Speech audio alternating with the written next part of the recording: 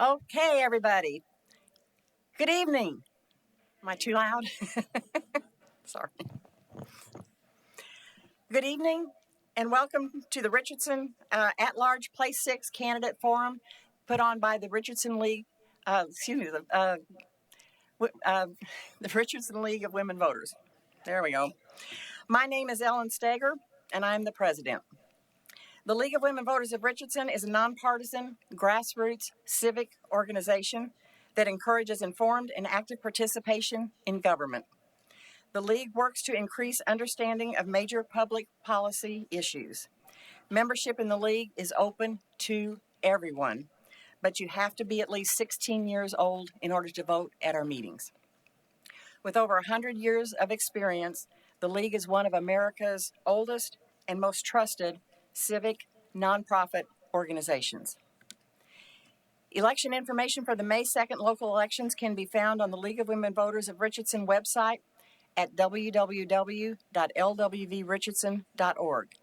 The site is updated as new information becomes available. If you are a registered voter who lives in the city of Richardson, you will have 50 charter amendment propositions and 5 bond propositions on your May 2nd ballot. If you are a registered voter who lives in the Richardson ISD, you will have the Richardson ISD Board of Trustees At-Large 6 on your ballot, and that's the form that you're here to see tonight. If you are a registered voter who lives in the Richardson ISD District 3, you will have the RISD Board of Trustees Single-Member District 3 on your ballot, as well as the Place 6. I know it gets confusing. There is a map in the foyer to help you determine if you live in District 3 or not. There's a separate forum for the District 3 candidates, and that starts at 8 o'clock tonight after this one is finished. The Richardson League has produced a nonpartisan printed voter's guide for the 2 Richardson ISD Board of Trustees races that will be on the May 2nd ballot. Due to space limitations, only 5 questions and the candidates' answers appear in the printed voter's guide. The City of Richardson is not allowing the Richardson League to distribute our printed voter's guides in city buildings, so you will not find our nonpartisan printed voter's guides in the usual places. Instead, our printed voter's guides are at Tongue-in-Cheek Ice Cream on the west side of town, and Network of Community Ministries, which is at 1500 International Parkway, Suite 300. It's at the corner of Collins Boulevard and International Parkway in East Richardson. And you can find them in our lobby. That'd be the easiest place to find them right now. Our printed voter's guide is, and this is what the printed voter's guides look like. The yellow one is for the city. The white one is for the Richardson ISD. Okay. Our printed voter's guide is great, but even better is the League's online voter's guide, because the online voter's guide has asked these people 20 questions, not just 5. And all 5 of the RISD candidates for both the Place 6 candidates and the District 3 candidates have answered our questions. The 5 questions in the printed voter's guide are included in the 20 questions found in the online voter's guide. To access the online voter's guide, find a QR code on the posters posted in the lobby, or go directly to www.vote411.org. The League did not edit any of the candidates' responses to the questions that we asked them for our voter's guide. We did not do this either online or in print. Many thanks to the Richardson League volunteers working tonight, including the greeters at the front door, the ushers getting your written questions to the screeners, the question screeners who are seated on my left, and the timekeepers who are in the front row. Many thanks to those who submitted questions to ask our candidates. We asked for questions on our Facebook page and other social media. And you responded. Thank you. If we don't use your question tonight, it may be because we collected too many questions and we don't have time for all of them. It's also possible that your question was used in the online voter's guide and we didn't want to repeat. So check out our online voter's guide. I guarantee that all questions that were submitted are considered, whether submitted before the forum or submitted here by y'all tonight in this room. Many thanks to our candidates, both for attending our forum this evening and for your willingness to serve our community. We wish each of you good luck. Our moderator tonight is Richardson Mayor Amir Omar.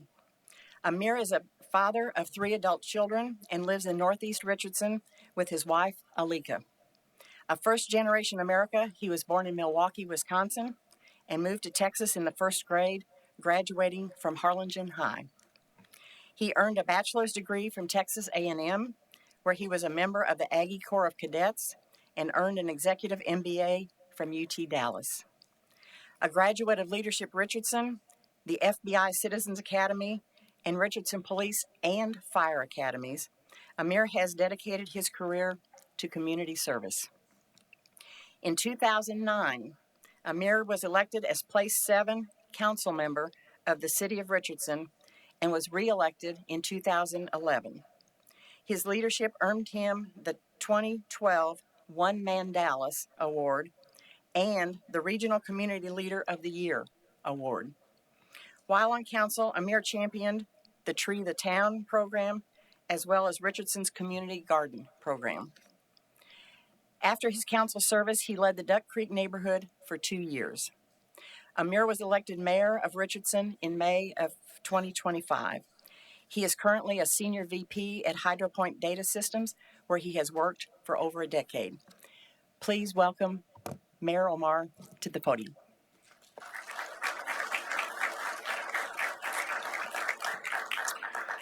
Well, thank you, Ellen, and thank you to the League and all of the volunteerism and the help you do to inform our voters. Will you please join me in a round of applause for the League? All right, so everyone will start off by asking you to please silence your phones and all other devices. Flash photography is not allowed during the forum as it's a distraction to the candidates. And prior to today, each candidate agreed to abide by all forum ground rules. These rules include always showing respect to each other.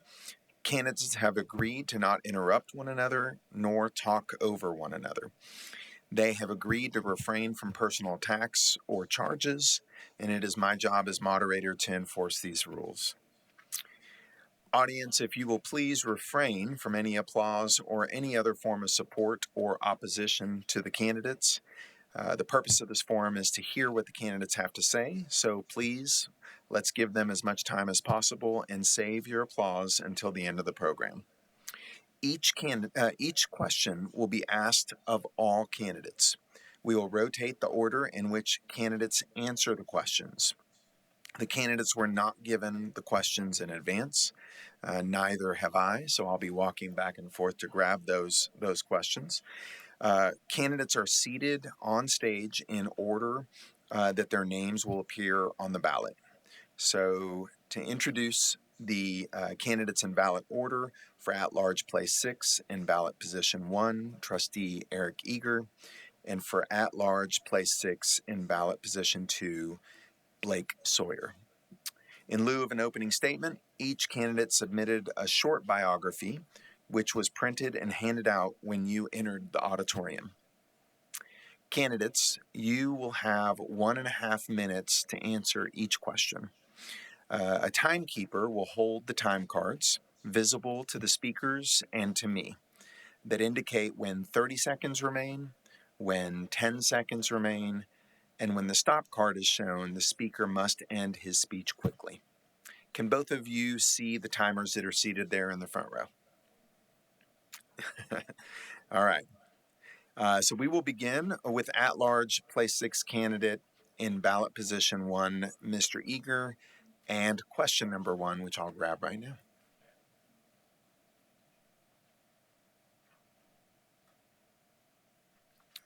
All right, starting with Mr. Eager, considering issues that you think are critical, how will you actively ensure a civil, workable, team-based approach? I've had a chance to, like I said, I've had the honor of serving for the last 6 years. And I think one of the benefits of being a member of the board we have such diverse, which is it's great because then we've had the ability to work together on some pretty challenging issues. And the thing that what makes it great is the fact that we all bring something to the table. But the thing that is important is that we are a team of 8. And what that means is that you have to get consensus and you have to work through, and it doesn't mean you have to get consensus, but you just have to work through the issues because some things you're not always going to agree on, but you listen, respect, and seek understanding. And so when you seek understanding on some difficult issues, you lean into those, and that's how you make it civil. Because most of the time, if you're seeking to understand what the challenges are, what the issues are with those other team members, it makes it much better to understand where they're coming from, a perspective that maybe you didn't know. And that's the best way for decisions to get made for the betterment of all our kids in the community. Thank you. Mr. Sawyer? Yes, thank you guys so much for having us. I appreciate it. Thank you to the League of Women Voters for putting all of your time into this great event. In terms of working together as a team, that is something that I have a lot of experience in. I have worked as a committee chair for several national organizations, including the Scientific Working Group on Digital Evidence, where there are experts from across the country with lots of different perspectives. And the goal in that is to find common ground, to find something that is a workable solution for everyone, and to put out the best working product to help in the forensic space for the entire country. And a lot of the work that we do end up getting used internationally as well. In those times, it takes a lot of listening. It takes a lot of putting your ego to the side. But it takes a lot of asking questions and asking questions together that are sometimes a little bit challenging. One of the things that I would hope to do as your trustee is to ask those types of questions here in the horseshoe, here in public, so that we can see and we can reason together.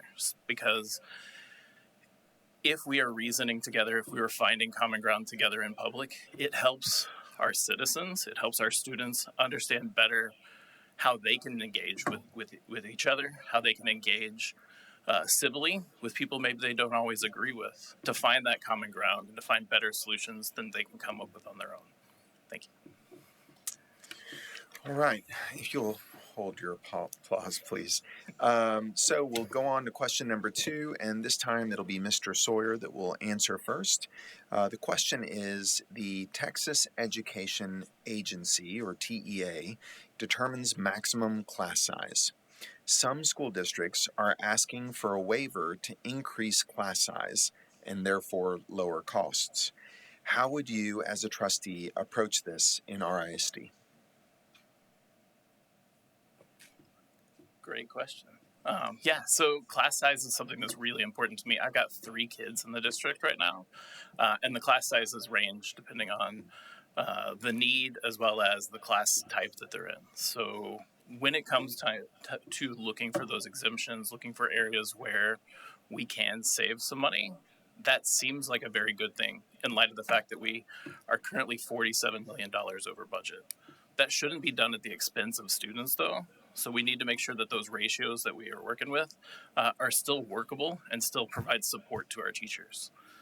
It doesn't make sense to put 30 kids in a class, for example, with one teacher, who then also has to be the IT director, the emotional support counselor, the disciplinarian in the classroom, as well as trying to teach topics that are often given to them by the district or by the state. So the more that we can kind of find that balance to be responsible with our resources, with looking for areas where we can save, and supporting our teachers is what I would kind of lean towards. Mr. Eager? Classroom exemptions are always, because a couple of things you have to look at is, one, you have to balance what's in the best interest of our kids, because if you pack classroom sizes, it causes a lot of stress levels for the teacher, the one-on-one time, the effectiveness. And so there are cases where we do ask for classroom exemptions in the fact that you will have siblings or you will have, kids that want to stay in the same school. And so we have to look for those things because it's always and I'm going to keep coming back to this. What is in the best interest for our kids and specifically for those families? So if you do those exemptions, it's always because there's got to be a root cause of you want to keep a sibling together. Maybe you got one in sixth grade and you got one that's coming up through kindergarten. And when you do these things, and there's other ways that we can do cost effectiveness. And so you can see that we have done a number of things to make it easier on the team of the teachers because we also have, you're going to have load balancing between classes. And so when you look at this, and the exemptions is probably not the way where we become cost effective. There's other ways because at the end of the day, teachers' time with individual students is the area that we've got to protect at all costs. That we should make cuts in other areas if we have to make sure that that time and that one-on-one time with teacher is highly effective and guarded. All right. This next question will be asked of Mr. Eager first, the question is, where is the line between parental rights and teacher admin expertise? What role does the board have in this? Mr. Eager. Well, here's the thing that we are entrusted with the most precious, for all of us, it's our most precious asset, our kids. So it's a partnership. And so if there's a partnership, there is a time where things are extended trust, and then there's a cooperation on working together. And so when you work as a partnership, when you have communication with that teacher, and if there's other ways to measure how things, because guess what? The things that transition in the classroom transition home and vice versa. So the best education is going to happen when you have a working partnership between those.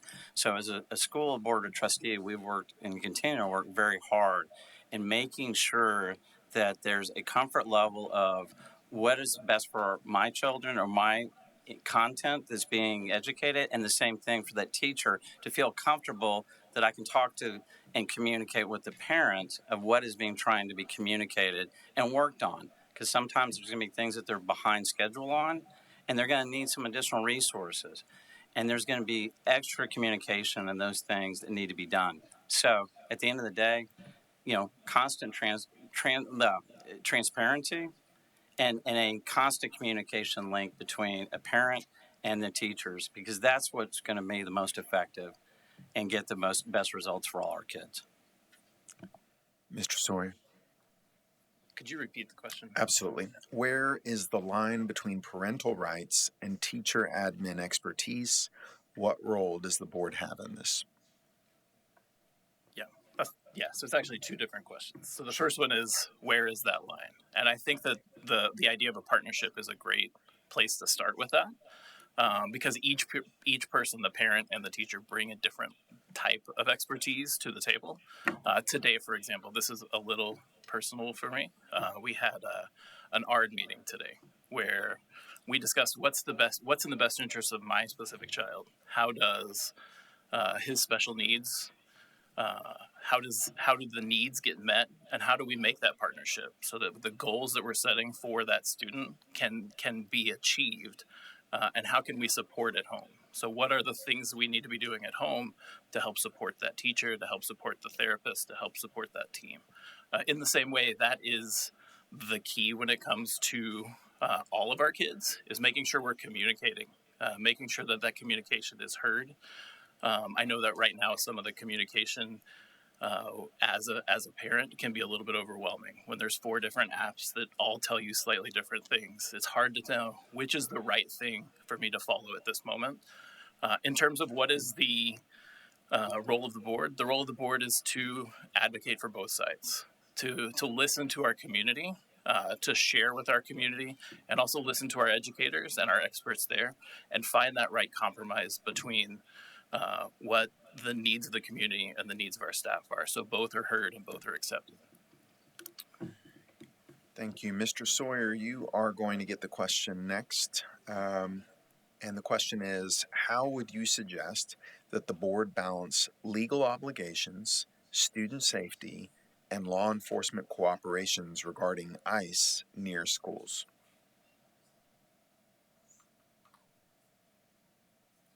Right. Yeah. So this one is another one that feels a little bit personal. And let me give you a little bit of history on my background. So I used to work for the Plano Police Department, where I worked to help people who were in need. I worked as a digital forensic investigator. My role there was find people on their worst day. Say they have been robbed, they have been murdered, somebody is missing, and saying, what are the clues we can put together to help somebody? So when it comes to protecting people, when it comes to safety, that is a high level for me. That is something that I've worked for 10 years here in the district, whether that was with personal devices, whether that was with personal protection when it comes to safety here in the schools. In terms of the legal compliance, we do follow the law here in the city. We do follow the law here in the district. So as much as we can, we need to make sure that we are abiding by the laws of our land, and making sure that all of our students who enter our doors are safe and feel safe. Mr. Eager. You know, our kids' safety has got to be number one. And, you know, we do have to abide by the law.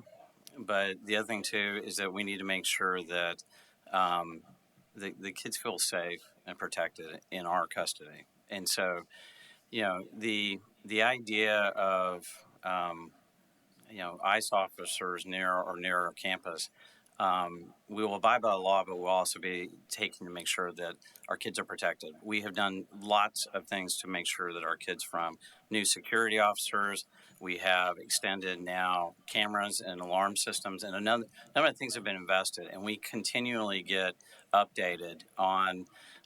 There is checks that they do to make sure how secure our schools are, and like I said, I have had now, probably 15 years of getting an understanding, and unfortunately, schools are now becoming an area where we're worried about our kids' safeties, and it shouldn't be. But that's just unfortunately the environment we live in these days. And so we do everything to make sure, from making sure kids get on the bus and they are tracked in and out of our protective custody, because we take it very seriously. And then the other thing too is that, dealing with active shooters, and these are the kind of things we are dealing with on a constant basis, and we've consistently improved and updated the security that we have in our schools. Thank you, Mr. Eager. Mr. Eager, you are going to have the question next. Physical safety is an ongoing generational concern. Students fighting, both physically and verbally. How should the board address violence in schools? Again, this is paramount to protecting our kids. So one of the things I'm going to say, that I was proud to be part of a board that implemented the removal of cell phones at our high school levels. Now, I want to make sure you understand that this was, we were one of the first in the country to do this. And why is that? Because what we found is, there was two things we were hitting on: retention of teachers, because teachers were saying this was a constant distraction. But when we talk about school safety, one of the things that was happening is that most of the kids that were getting in fights, it wasn't them, it was the escalation on social media. And that kids were getting into a situation where they were being kind of almost forced by their peer group to get in fights. The other thing, too, that with our superintendent, we have now we went down to the state and got the law passed on a tougher code of conduct. And so not only did we implement it here, but we went down and statewide went down and had the law adjusted, because that was another thing. It was, again, getting back to our school safety and a code of conduct that was important that we enforced. It was fair, and it was fair to the fact that it was helping our kids, helping our teachers, but even more important, we set the standard in the state to increase the safety of our kids. Mr. Sawyer? Yeah, I don't think violence is ever the answer when it comes to getting into an argument at school. So when there is violence, when there is the threat of violence on our schools, we need to take that very seriously. We need to not just use our local resources, which are our school resource officers. Every high school has at least one school resource officer that is there to help, that is there to be a visible guide. Removing cell phones is a great first step. Protecting our kids physically by putting barriers around through the doors and windows that are locked, by using cameras to make sure that those things are the school is at least has some deterrence set up. Those are great things.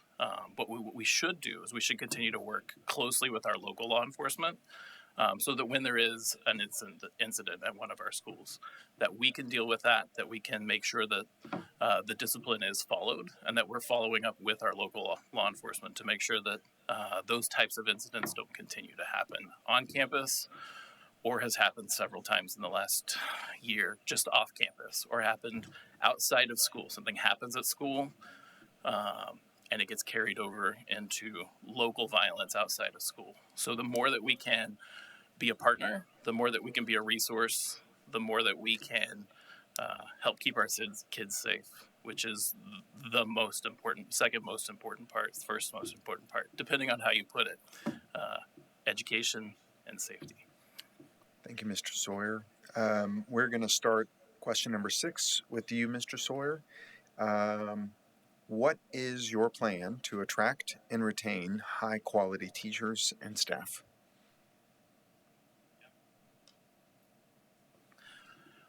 Yeah, we need really great teachers, because great teachers help with our main priority as a district, which is to educate our students. Right now, our academics have been kind of flat for the last 6 years. So if you look at the scores in 2019, 2020, and you look at the scores now, we've seen minimal growth when it comes to third grade reading level, which is an essential thing that we need. If we don't have our kids reading at grade level by the time they're in third grade, it just doesn't set them up for success for the rest of elementary and all the way into high school. The other thing that hasn't been great is the math levels at all levels, where you see almost a decline of 10 percentage points across all grade levels. So finding great teachers is paramount. Yes, pay is super important. And I know that I was on the budget steering committee where one of the proposals was to increase the budget that we have for our teachers, which is a great first step. But they also need safety. They also need to be freed up so that they can teach. They need to feel supported. And they don't need to feel like they need to post anonymous messages on the internet to get help. If they need help, they should be able to go and talk to a coach. They should be able to talk to their administration, get the help and the support that they need. Mr. Eager. This is one of the things I'm probably most proud of my time on the school board, because of the fact that strategically, even before I got on the school board, I was advocating for TRE. As a private citizen, it was to increase the pay of our teachers long before I got on the school board. And then the other thing that then when we were on there to attract, we realized years ago that there was going to be a teacher shortage. So we had to start doing things. And again, I build businesses, so I'm used to dealing with how do we cut and train good people with limited resources. So step one of these things, we started doing things that we could implement, like a daycare, affordable daycare for our teachers, to keep them in the classroom for another couple of years. That strategically, that was an investment number one. Investment number two is we started looking at the cell phone policy. When we listened to our teachers, we asked and listened, they said that was one of the biggest distractions. And so time after time, while it was going to be unpopular, you need to have leadership that's going to do the right thing for our kids.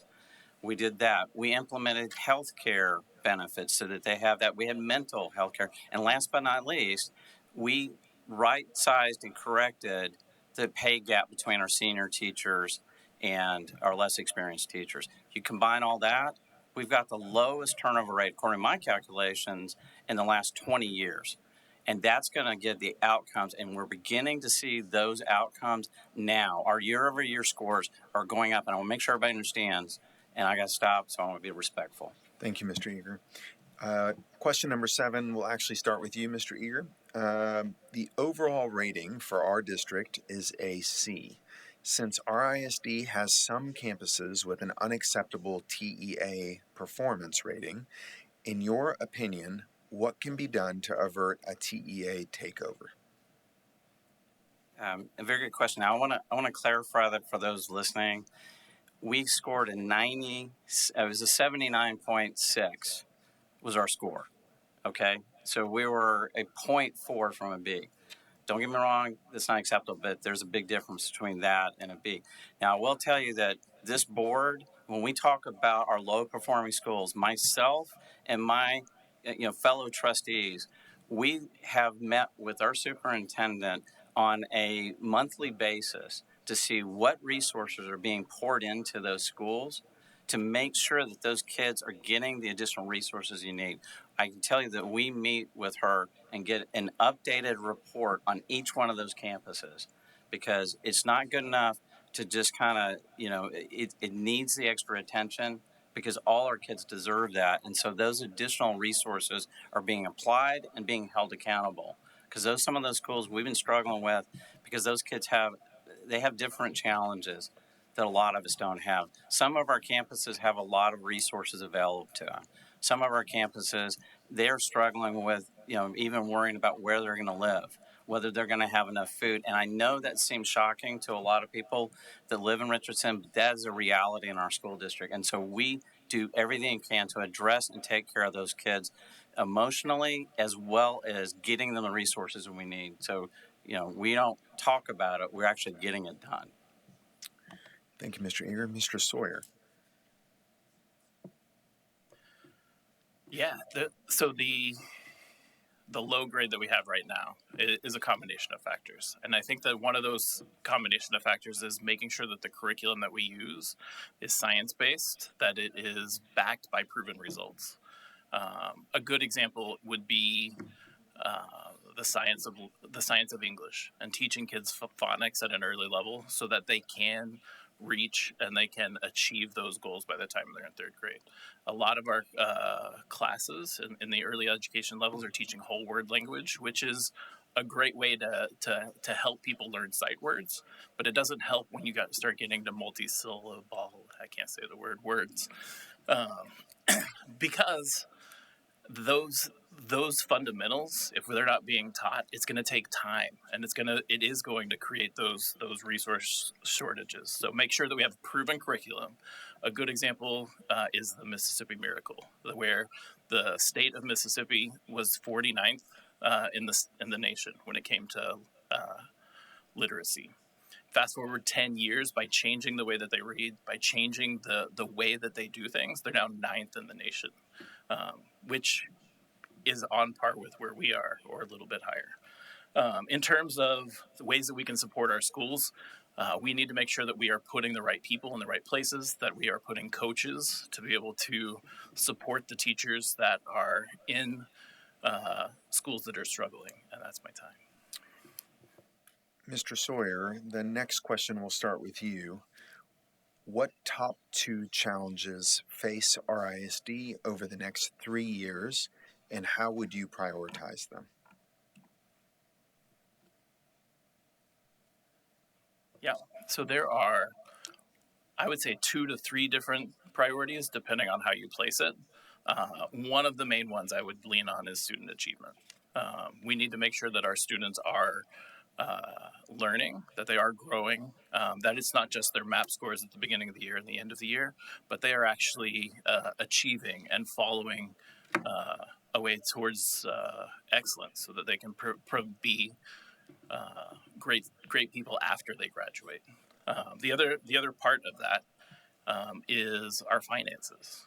For the last 3, almost 4 years now, we've approved a budget deficit, where we've said we have somewhere between $27 and $46 million that we're going to spend that we don't have, and we hope that money comes in.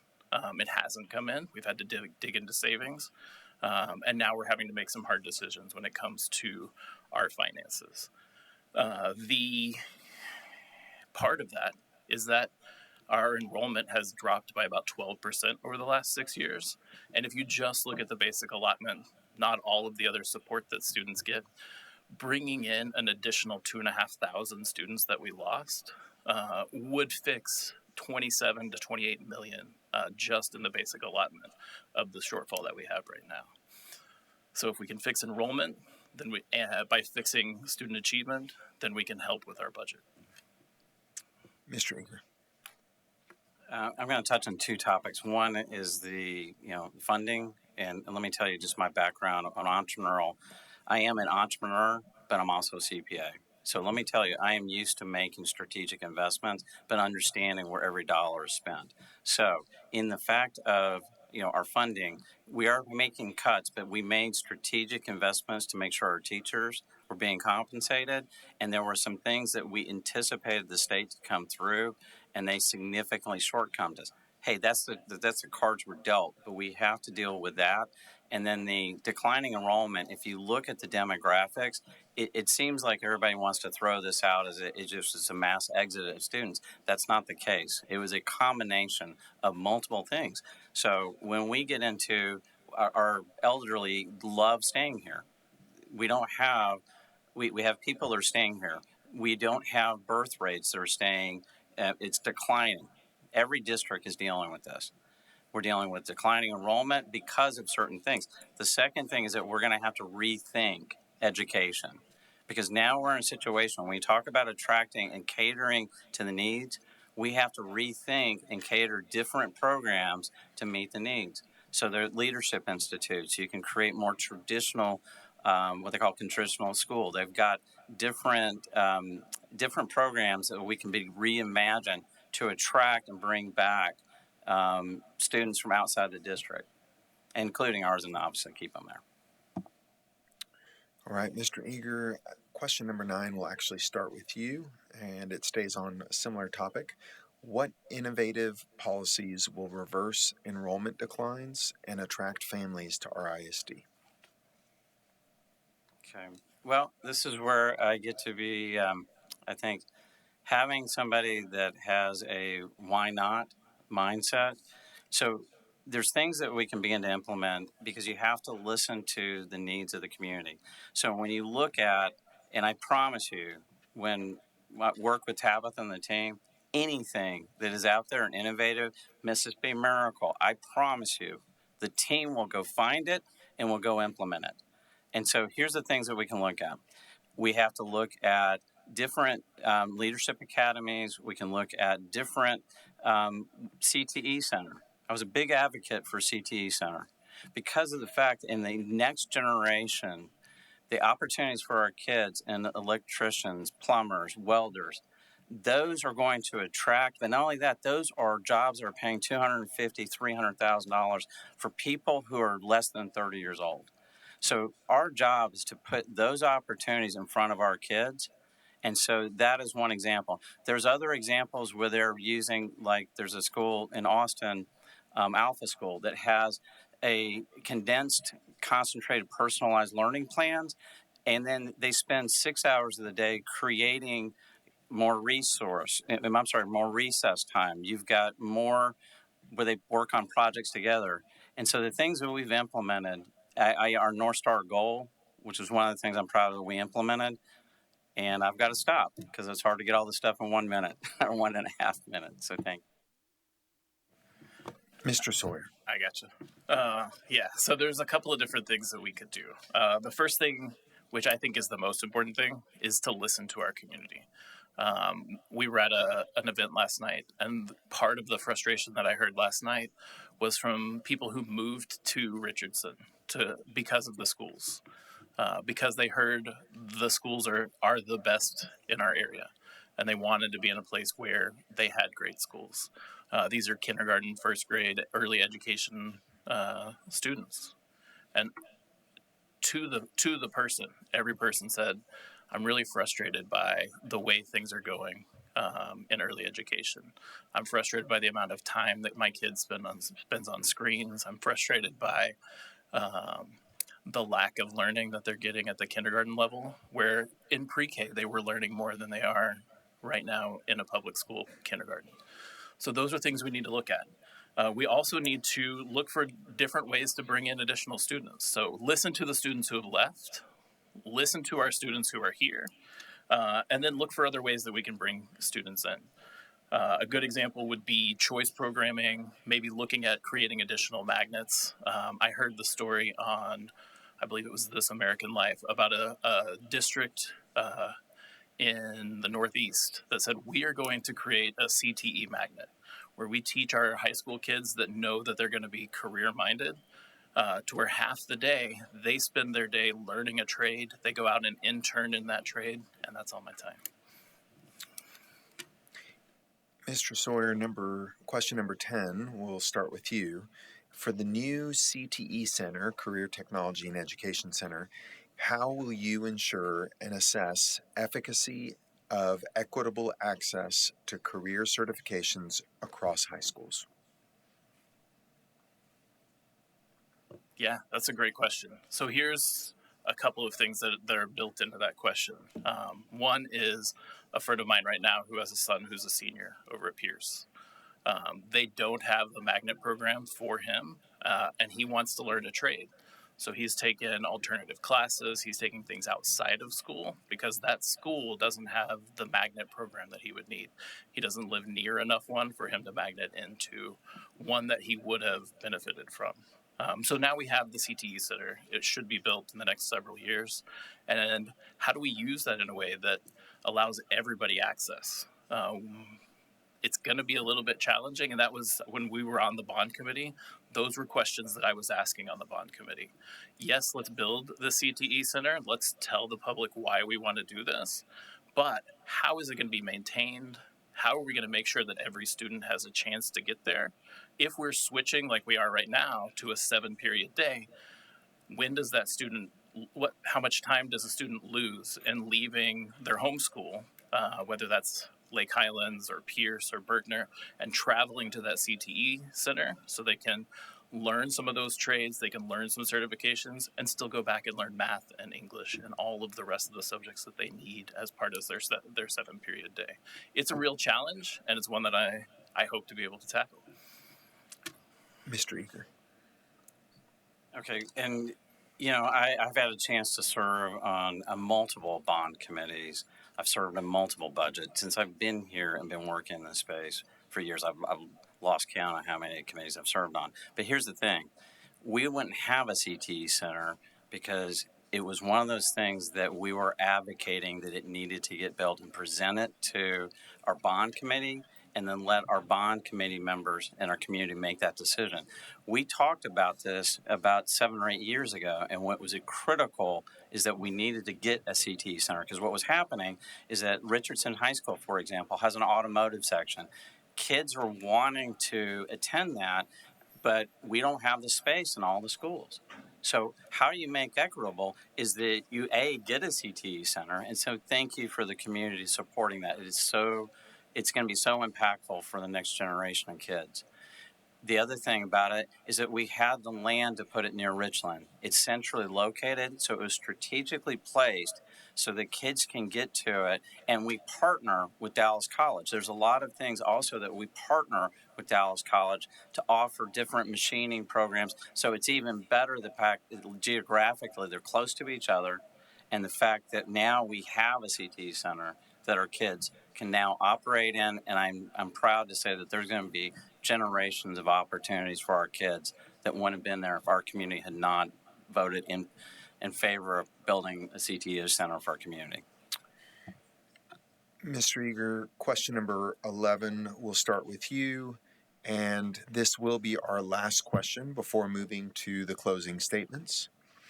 The question is, do you support RISD's local homestead exemption despite its cost, even if it requires district cuts?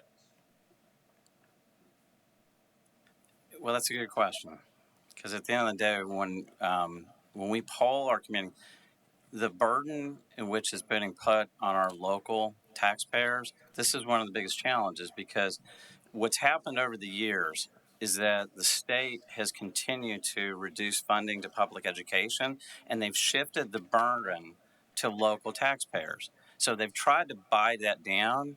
And so the fact that, yes, I would say, I wouldn't be in favor of cutting it at the cost of cutting budgets because it's too important for our schools.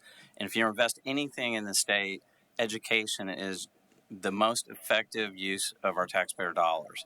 But the shifting that burden from local taxpayers to the state level, because that's what's happened, is that they've reduced and shifted and reduced their contribution. Now, they said that they were, contributing more to public education, but what they did was brought down our property taxes. So I don't mean to answer the question with a yes and a yes, but we need to lower the burden on our local taxpayers because it's hard. It's hard on us, and especially people on fixed incomes and those other things. But at the same time, we cannot sacrifice the needs of our teachers, our kids, and the next generation. So I would say go to your state and say, please, it's time for you to do the constitutional obligation to fund our public school systems. Thank you. Mr. Sawyer, Could you repeat the question? Sorry. do you support RISD's local homestead exemption despite its cost, even if it requires district cuts? I do. Not just because I'm a homeowner, because I want to make sure that we're making good use of the money that we have from all of our neighbors. Yes, we talk about we want to be good financial stewards, but one of the ways we can do that is with increased transparency and showing our public that we can use our money well, so that when it comes time for us to do a Vader, for example, or other ways that we can increase our tax base, that our community stands behind that because they look and say, we understand how you're using your money. You are using it well. We want our kids to do well. And this is the best investment that we can make in our future. It really is the best investment that we can make, because it's not just my kids that benefit. It's not just your kids that benefit. It's the kids that we see at the park. It's the kids that are on our sports teams, that are there in our bands, that will then go on to come back to our community, hopefully. Just a short story about coming back to our community. My grandparents lived in Lake Highlands for as long as I can remember. My grandmother is still over there, and so we get to go see her occasionally. But we left, my parents left. I've come back to the district now so that we can be a part of that community and we can be make it better so that we can make it better for the next group of people. And I think that was my time. All right. Well, our time for questions have expired.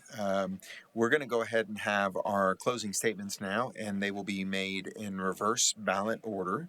Each candidate will have 2 minutes for a closing statement, and we'll begin with at-large place 6, ballot position 2, Mr. Sawyer. All right. So I am so excited for the opportunity to be your trustee here on the board. I am invested in our community. I have been invested both as a public servant, now as a business leader, as well as invested in our schools. I've been in 7 different committees over the last 10-ish years. Everything from the district planning committee, the bond committee, the budget steering committee, the technology advisory committee. I am invested in our community. I'm invested because my kids are here as part of the reason, but I'm invested because this is where we chose to live. And I want to make the place we chose to live the best place it can be. Right now, if we look back at the last 6 years, we've seen a 12% decline in enrollment. That's a big number. If we could find ways to improve our student achievement so that we are no longer just maintaining, but we are growing and advancing our students so that they can be the best they can be. And we're listening to our community, if we're engaging more with the people that we come in contact with at the grocery store, at our places of worship, if we can find new ways to invest in those, and we can show transparently where we are with our finances and that we manage people's finances well, I firmly believe that people will come back to our district. And going block walking over the last several weeks, putting in about, 3-ish miles a day, talking to different neighbors. There are definitely people who I've talked to who were here in RISD, who are now in a private school, who have now chosen a different option. And story after story, it's because they felt like they weren't being listened to. I want to be that person that listens. I want to be the person that helps our district continue to grow. And that's, I think, my time. Thank you, Mr. Sawyer. Mr. Eager. Again, I want to thank everybody for the opportunity. I've had a chance to serve for 6 years. And the reason that I want to continue, I've lived here for 54 years. I've literally lived in every feeder panda in the district. And I've had a chance because my family moved here. My wife, we now married 30 years this year. And we've got 2 kids that we came back here and raised, and they went from kindergarten all the way, and I had the honor of handing them their diploma. But here's the thing, is that public education is under attack, and we need to make sure that we still have people who are up here advocating. And there's things that I've sat through 2 strategic planning committees. I've sat through RISD Foundation Board. I've been leadership Richardson. I've had the ability to understand from a holistic. But when you talk about leadership, there's talk the talk and there's get it done. And I can tell you that we have got things where teacher retention, when we went and we started addressing this issue, people forget there was a shortage of teachers. We were competing with other districts that have higher pay, newer schools, easier and less cost. To buy a house was cheaper. We implemented these things strategically. And oh, by the way, living through strategic investments, these things result in better outcome for kids. And the declining enrollment, I'm going to keep telling you about this. A lot of that stuff have to do things that were outside of the control of the district, but there's things that we can do to bring them back. One of the things we had to do is open enrollment. We had to allow for more kids if you want to attend here. The second thing is that we looked at, we did daycare, we did medical, we did everything we can and paid our teachers. So when you ask about the financial responsibility, paying our teachers is job one. Because if you want great student outcomes, that's where you start and stop. And so if you want, I would have the honor and the privilege to continue contributing to the community. And I appreciate and thankful for the opportunity I've had. Thank you, Mr. Eager. I want to thank the audience for staying with the rules. And I know you've been holding it all this time, but let's give a big round of applause to these candidates.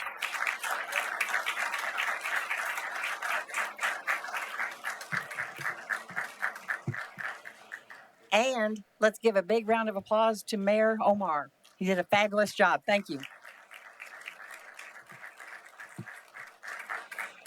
And while I was doing the introductions, I think we had some board members sneak in. So would you please stand?